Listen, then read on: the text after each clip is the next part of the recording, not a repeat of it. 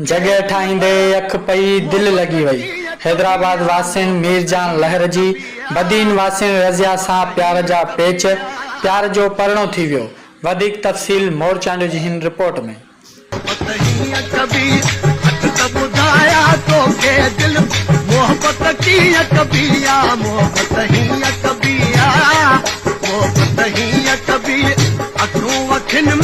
मौजूद आहियूं national press club सकरन में, जिते प्यार जो परणो कंदड़ हिते असां वटि जोड़ी पहुती आहे। अचो त वधीक हिननि खां पुछूं त हिननि जो छा चवणु आहे। किथे आहे रहवासी? आऊं बदिन में आयुसि। ही जगह ठाणा आयो आऊं बदिन में पंहिंजो घुमण आयुसि। अच्छा, हिन मूंखे ॾिठो, मूं हुनखे ॾिठो, प्यार जो परणो असांखे थी वियो, दिलि लॻी वई। अदी तव्हांखे जगह वारो वणियो या जगह जो कारीगर वणियो? जगह जो कारीगर वणी वियो। अच्छा, कीअं वणियो कारीगर? ठाहींदे बि जगह मूंखे वणी वियो। शादी मुंहिंजो करणु सां बीह रहियसि, हिन टाइम हली आयसि पाण, मुंहिंजे पाण प्यार जो परणो करी। हिन चई हा।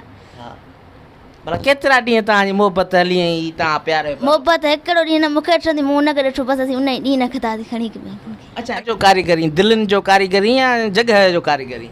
साईं आऊं जगह जो कारीगर आहियां। पोइ तो त दिलि जो कारीगरी करे ॾेखारी। साईं हाणे पोइ प्यार करण में गुनाह कोन्हे, बसि दिलि लॻी वियो आहे त पोइ हाणे शादी थी वई। जगह अहिड़ी की भली या अहिड़ी ख़ूबसूरती अधी वणी वई तो का शादी कई? केतिरा ॾींहं तव्हांजी मोहबत हली इन हवाले सां जगह ठाहींदे? असांजी मोहबत सिर्फ़ु पहिरें ॾींहुं थियो, बसि उन ॾींहुं निकिरी वियासीं। अच्छा, उन ॾींहुं निकिरी विया? जी सर। भला शादी जी कंहिं पहिरीं ॻाल्हि कई, तव्हां कई या अधी कई? हिन कई, मूं कोन कई। अच्छा, हिन तोखे छा चयो त हिन मूंखे सॾु करायो, चईं हेॾां अचो। त हिन चयो आहे की तव्हां मूंसां शादी करणु चाहियो था? मां चयो हाणे तव्हां आया आहियो, शादी करणु चाहियो था त असां बि शादीशुदा कोन हुआसीं। मां चयो सही आहे।